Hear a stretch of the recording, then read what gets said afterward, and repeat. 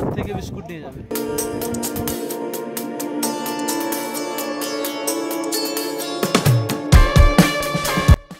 বাঙালির খাবার ভাত ডাল খেয়ে গলার জোর একটু বেড়ে গেল মনে হচ্ছে। এবার আমরা চিরবাসা থেকে ভোজবাসার দিকে রওনা দিচ্ছি। চিরবাসা থেকে বেরিয়ে বোল্ডার জোন শুরু হলো, জানি না কত দূর বোল্ডার আছে এখানে। তো সব থেকে ভালো ব্যাপার হলো বোল্ডার আছে কিন্তু রাস্তার মধ্যে, রাস্তা অবরোধ করে বোল্ডার।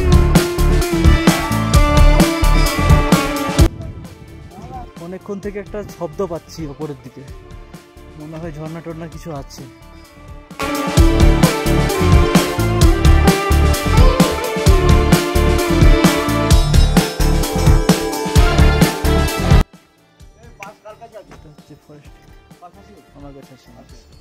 একটা অফিস করা আছে, ফরেস্ট অফিস। এখানে আরেকবার চেক হলো।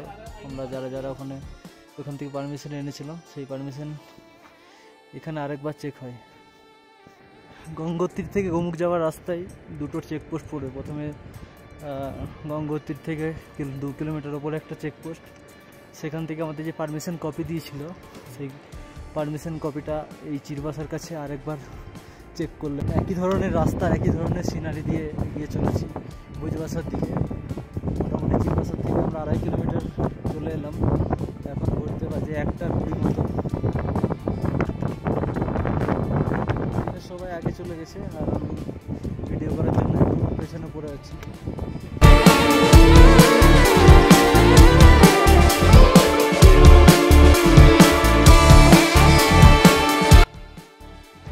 চিরবাসা পর্যন্ত রাস্তায় অনেক গাছের ছায়া পেয়েছিলাম, কিন্তু এখন সেই ছায়া নেই। এখন পুরোপুরি রোদের মধ্যে হেঁটে চলতে হচ্ছে, তার জন্য মাঝে মাঝে বেশি ক্লান্ত হয়ে পড়ছি। এদিকটাতে খাড়া পাহাড় অনেকটা উপরে উঠে গেছে। ওপরে ব্রিজ আছে, কিন্তু ওপরে ব্রিজ যেতে গেলে অনেকটা ঘুরতে হবে, তার জন্য নিচে শর্টকাট পেরিয়ে যাব। খুব সাবধানে পেরোতে হবে। পুরো বোল্ডার জোন আর তার মাঝে ঝর্ণা।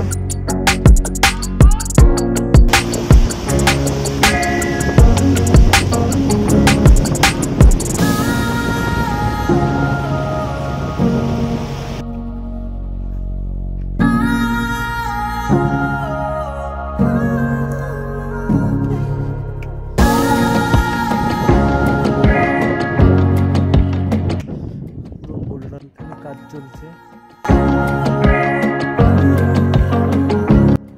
এখানটা, পুরো নারকেল দড়ির চট তৈরি করে এখানটা ঘিরে দেখা হয়েছে।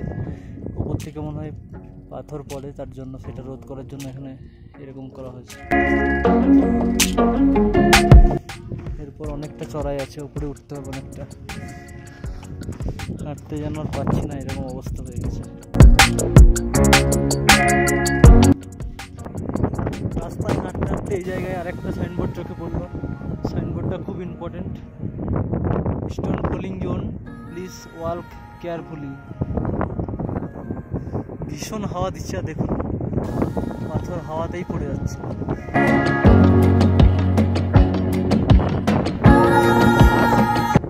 তার জন্য এই জায়গাটা খুব তাড়াতাড়ি পার করে যাবো।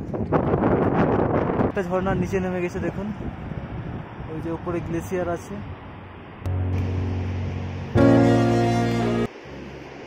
এইখানে রাস্তাটা কোনো সময় মনে হয় এই সোজাসুজি ছিল, এই জোনে পাথর পড়ে পড়ে ক্ষয় হয়ে দেখুন কতটা বিপজ্জনক। মনে হচ্ছে পাথরগুলো জাস্ট আলগা হয়ে আছে।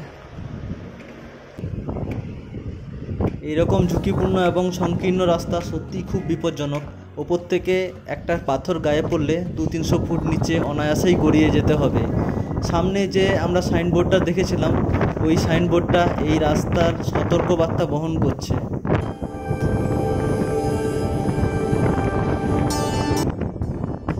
সিস্টেমটা দেখুন, একদম হাত থেকে বিস্কুট নিয়ে যাবে।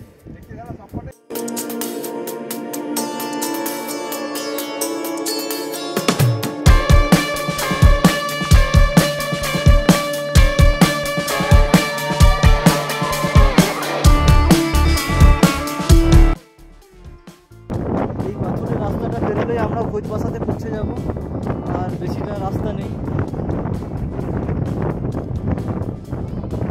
কিন্তু এই পাথরের রাস্তাটা কোথায় আছে সেটা বুঝতে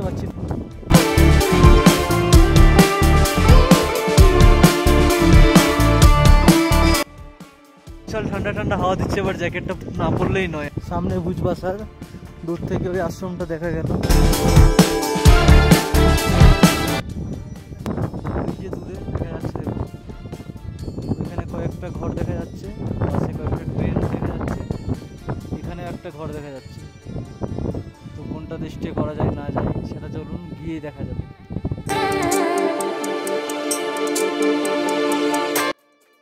স্থল का नाम भुजबसा, ऊंचाई 3794 मीटर,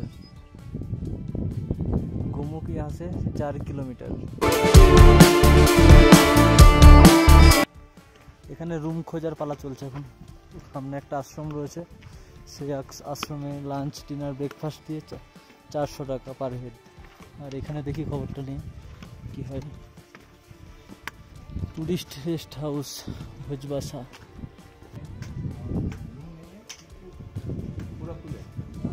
टेंट में कितना?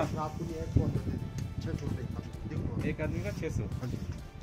और खाना खाना अलग से। এটা হচ্ছে টেন্টের বেড, পার বেড 600 টাকা করে, আর খাবার আলাদা। আর ওইখানে ভেতরে যে রুম আছে সেই রুমেও সেম রেট, কিন্তু রুম এখন বুকিং হয়ে গেছে। এই যে রেস্ট হাউসের রেট অনেকটাই বেশি, তাই আমরা ডিসাইড করলাম যে আশ্রমে থাকবো। ব্রেকফাস্ট ডিনার লাঞ্চ 3 বার খাবার দেবে, 400 টাকা।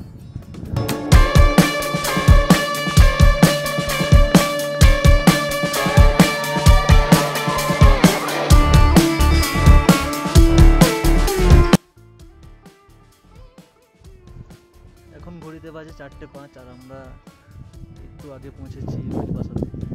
তো এখানে বিভিন্ন জায়গায় বিভিন্ন হোটেল রয়েছে, আর এটা যেখানে আছি আমি, এটা হচ্ছে একটা আশ্রম। তো এখানে আশ্রমের পার হেড পার নাইট ভাড়া হচ্ছে 400 টাকা, আর 3 বেলা খাবার দেবে, লাঞ্চ ডিনার ব্রেকফাস্ট আর চা দেবে।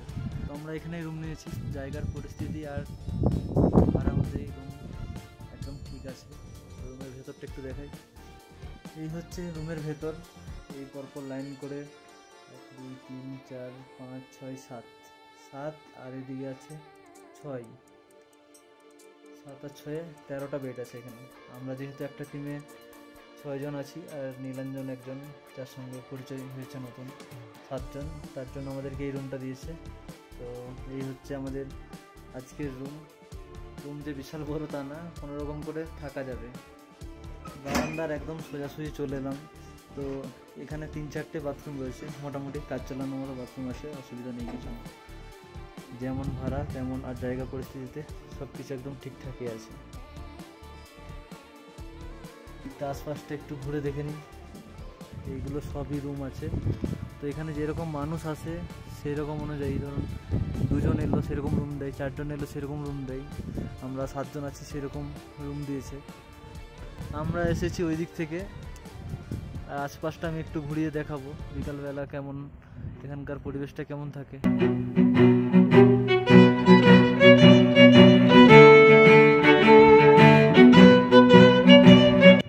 নিচে যে টেন্টগুলো দেখা যাচ্ছে ওইগুলো প্রাইভেট কোনো কোম্পানির টেন্ট আছে। তো ওইখানে খাবার দাবার থাকা চার্জ তো অবশ্যই বেশি পড়বে, তো সেই তুলনায় এই আশ্রমই ঠিক আছে আমার মনে হয়।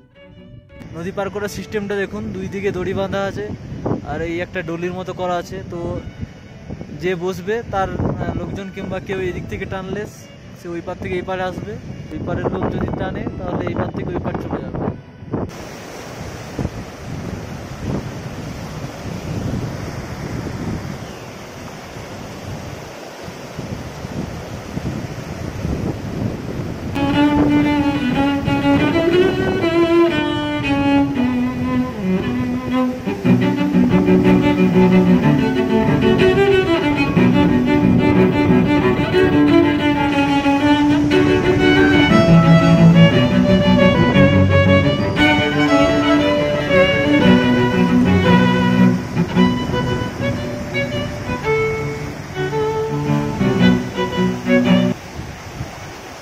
এই যে টেন্টগুলো আছে, এই বড় টেন্ট, এর ভাড়া হচ্ছে 800 টাকা করে, খাবার আলাদা করে। আর ওই যে এইগুলোর মতো টেন্ট আছে ওর ভাড়া হচ্ছে 1200 টাকা, খাওয়া দাওয়া আলাদা। শুধু ফ্যাসিলিটি হচ্ছে ওর ভেতরে বাথরুম আছে, অ্যাটাচ টয়লেট বাথরুম আছে। ফাইবার টাইপের কোনো জিনিসের দ্বারা বানানো হয়েছে এটা। এই হচ্ছে ইগলো টেন্টের ভেতরে বেড লাগিয়ে দেবে আর জানালা আছে চারিদিকে। এইটা হচ্ছে টয়লেট, অ্যাটাচ টয়লেট আছে, এটাই হচ্ছে ফ্যাসিলিটি। ওইটা হচ্ছে কিচেন টেন্ট। ওইটা যারা এই টেন্টগুলোতে থাকে তাদের খাওয়া দাওয়ার জন্য ওখানে রান্না হয়। ঘড়িতে এখন বাজছে 7:16 আর আমাদেরকে এখন ডিনারের জন্য ডাকলো। মোটামুটি ছিল ভাত, রুটি, ডাল আর একটা সবজি। ঘড়িতে এখন বাজছে 8টা। আমরা সব ডিনার করা হয়ে গেছে, খেয়ে দিয়ে নিজের মতো লেপের ভেতর ঢুকে পড়েছি। কালকে সকাল সকাল উঠতে হবে। সকাল সকাল চা খেয়ে নদী পেরিয়ে তারপর গোমুখের দিকে রওনা দেবো। আর বেশি কথা বাড়াবো না। Good night. Very good morning friends. আজকে 2 জুন আর ঘড়িতে বাজে এখন 6:57, সকাল 6:57। তো আমরা এই যে রোপওয়ে আছে এই রোপওয়ে দিয়ে গঙ্গা নদী পার হচ্ছি। প্রত্যেক ক্ষেপে 3 জন করে পার হচ্ছি। সকালবেলা লালবাবা আশ্রমে ব্রেকফাস্ট করেছি। ব্রেকফাস্টে ডালিয়া দিয়েছিল, দুধ দিয়ে ডালিয়া বানিয়েছিল। এখন বাজছে সকাল 7:50। তো নদী পার হয়ে এবার আমরা গোমুখের দিকে রওনা দিচ্ছি। ভোজবাসা থেকে নদী পেরিয়ে প্রথমে একটা বোল্ডার জোনে পদার্পণ করলাম। তবে আসার জিনিস এই যে মোটামুটি আর 4 কিলোমিটার রাস্তা আছে। ম্যাক্সিমাম ঘন্টা 3 সময় লাগবে, এর বেশি সময় লাগবে না।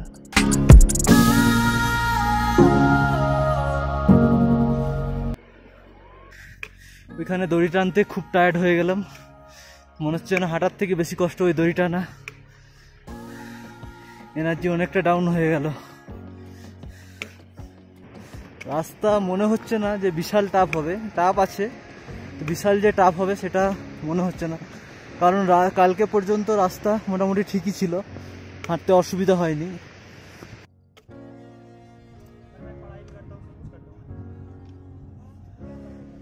এটা হচ্ছে আমাদের গাইড अखिलेश भाई, আজকে আমাদেরকে গোমুখে নিয়ে যাবে।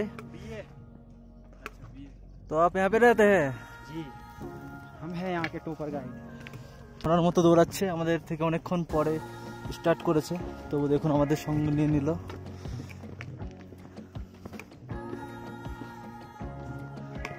आपका घर कहाँ है? यहाँ पे ही उत्तरकाशी? हमारा घर उत्तरकाशी है। अरे अखिलेश भाई, कितना साल से गाइड का काम कर रहे हो? এক বছর আগের থেকে আমাদের এই গাইড ভাই গাইডের কাজ করছে। তো ওর সঙ্গে পাল্লা দিয়ে চলা আমাদের কম্য নয়, তার জন্য ও আমাদের আগে আগে যাবে আর আমরা ওকে ফলো করে ওর পেছনে পেছনে যাব।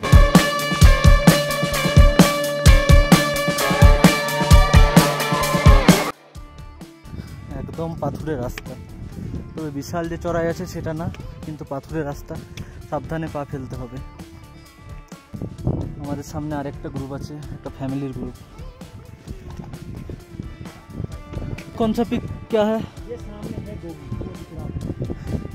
सामने এটা अच्छा, तो सामने गोमुख है, उसके बाएं उसके जो उधर से बाएं साइड से आगे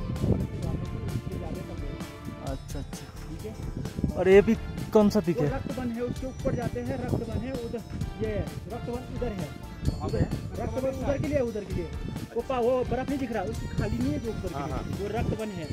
अच्छा, बाएं बाएं नंदनवन ऊपर है, इधर साइड से, इधर ही साइड से ऊपर जाते हैं, उधर साइड के पूरा पहाड़ के ऊपर? जी, पहाड़ के ऊपर नहीं इस साइड इसे घूम के ऐसा है ना। अच्छा। ये तपोवन हो गया तो इसे घूम के ऐसा जाते हैं। अच्छा, और ये हाँ, तपोवन यहाँ से जाते हैं, ये पीछे ग्राउंड नहीं है, ये ग्राउंड से दिख रहा जो यहाँ से ऊपर के लिए जाते हैं, और गोमुख के लिए उधर के लिए जाते हैं, रक्तवन के लिए पीछे जाते हैं, और क्या बोलते नंदनवन इधर जाते हैं, उसी को गोमुख के ऊपर से करके। अरे ये पिक क्या है, नाम है इसका कुछ? ये वाला पिक ये पूरा तपोवन में आता है पूरा। মোটামুটি 1.5 থেকে 2.5 কিলোমিটার গোমুখের দিকে চলে এসেছি। তো এখানে অনেকটা ফ্ল্যাট জায়গা, দেখুন রাস্তা অনেকটাই নিচে নেমে গেছে।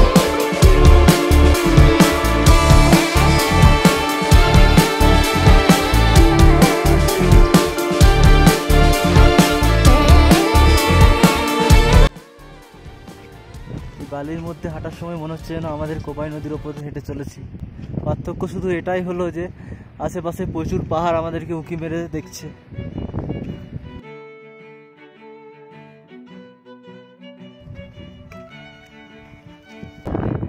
যে লোকগুলো আসছে দূরে দেখা যাচ্ছে, ওইটা হচ্ছে তপবনের রাস্তা। আর আমরা যাব এই দিকে, সোজাই আমরা উঠে যাব। গোমুখের একদম কাছাকাছি চলে এসেছি। আর দেখুন এদিকে মা গঙ্গা সমান তেজে বয়ে চলেছে। ওই যে দূরে দূরে দেখতে পাচ্ছেন, ওইটা হচ্ছে গোমুখ গ্লেসিয়ার। আমাদের অলরেডি 3-4 জন পৌঁছে গেছে। ওই যে সামনে যে গ্লেসিয়ারটা আছে, অনেকটা আগে চলে এলাম, সেটাই হচ্ছে গোমুখ গ্লেসিয়ার। এখান থেকে আরেকবার আশেপাশের ভিউটা দেখিয়ে দেবো।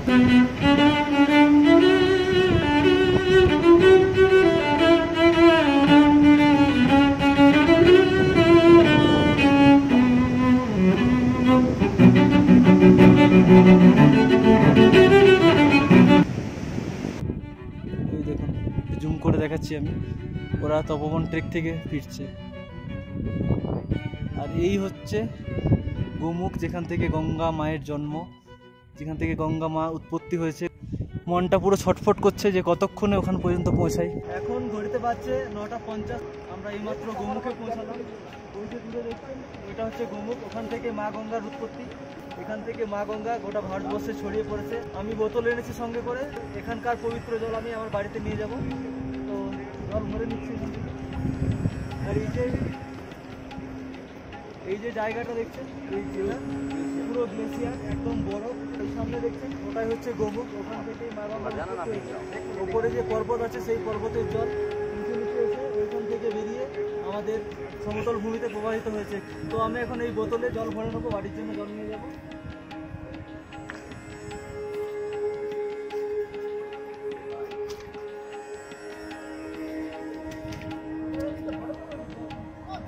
কনকনে ঠান্ডা জল, একদম পুরো বরফ আছে, জলে বরফ।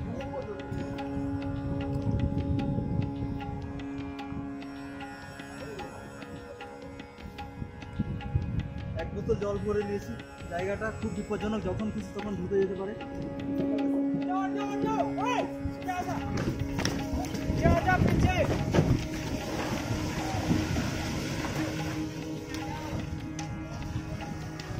अच्छा हुआ बड़ा वाला टुकड़ा नहीं आया, वरना पत्थर बाउंस होके यहाँ पे भी आते हैं।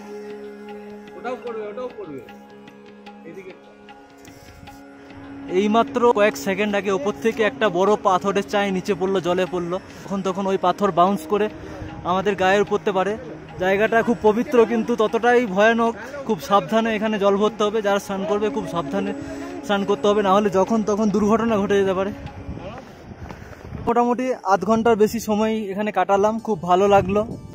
তো এবার ভোজবাসার দিকে ফিরে যাওয়ার পালা। লাল বাবার আশ্রমের লাঞ্চ খেয়ে তারপর গঙ্গোত্রীতে নেমে যাব।